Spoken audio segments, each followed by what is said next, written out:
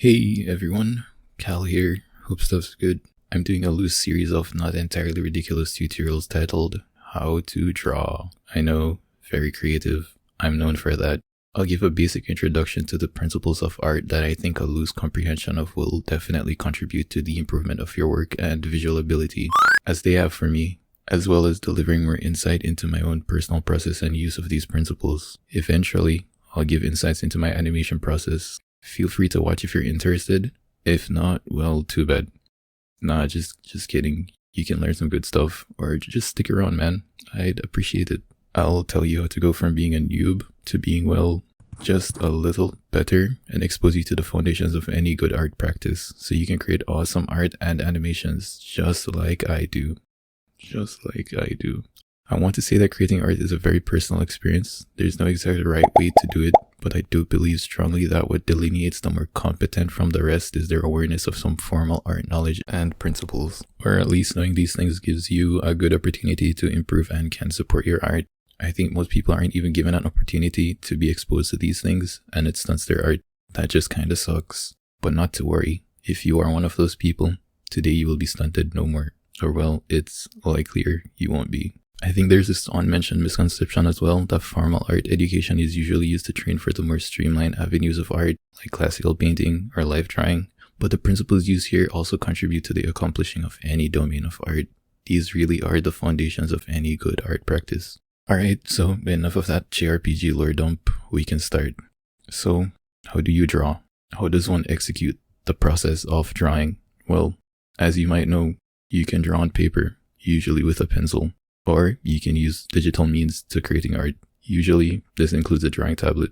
Really, all you need is something that's able to mark on something else. Don't think too much on that.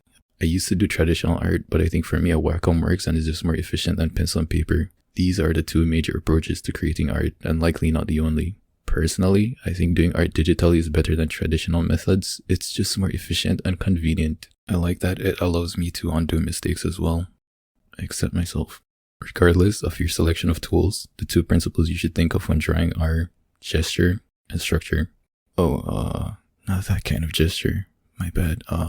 More like that squiggly bit. Yeah, that's better. A gesture is a fundamental line which, devoid of all the details that you would give a more varied contour to a form, describes it.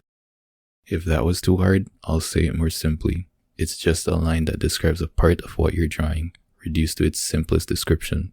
If you're still feeling intimidated, don't. It's just a curved line. It can't hurt you, okay? Don't stress too much.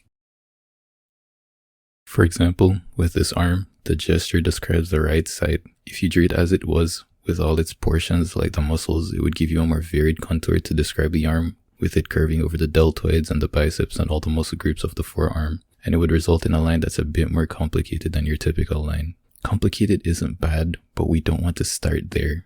A lot of people make the mistake of thinking the aim is to copy from the start, but this just isn't the best. It's not as easy to draw if you haven't had practice that way, and it wouldn't capture the fundamental idea of the arm. It runs the risk of just being stiff and lifeless as well, if executed that way. Not very gesture-like at all. More accurately, a single side of that arm could be reduced to just being a line bending inwards at the base, making a gesture that looks sort of like a slight convex line. With another beside it, you'd have a pretty awesome arm. Trust me. It's just a late bloomer.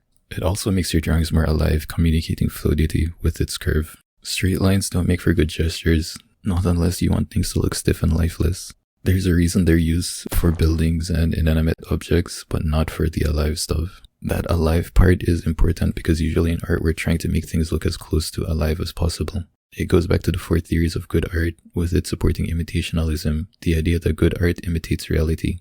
And hopefully, your reality, or the one that you're trying to create, is one that's full of alive things. I'll get into the 4 theories later if I can, but for now, let's focus on gesture. Cartoons, I think, demonstrate the principle of gesture drawing really well. It's about selecting the simplest form to describe or define a thing, and makes it look alive in the process. Most cartoons have tube forms, like the guy on screen does. Notice his anatomy is simple, but you can identify his arms, legs, and other bits despite them being just curved lines. Here, principles like gesture are demonstrated in the curves of his arms, legs, face, and back of his head, and even his back.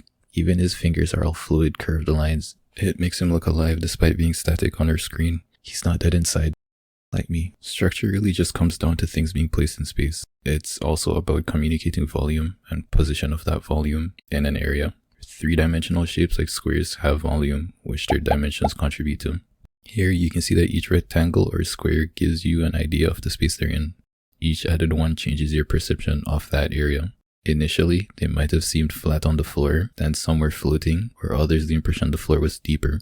All this demonstrates is that they influence your impression of the space they're in.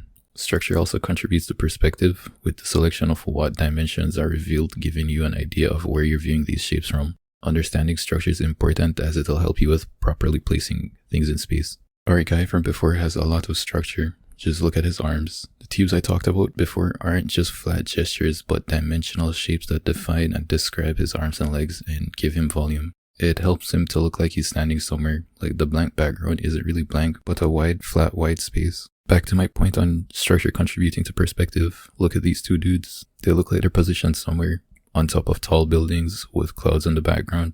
And there's a sense of depth with the other guy to the right looking farther back than the guy in the forefront.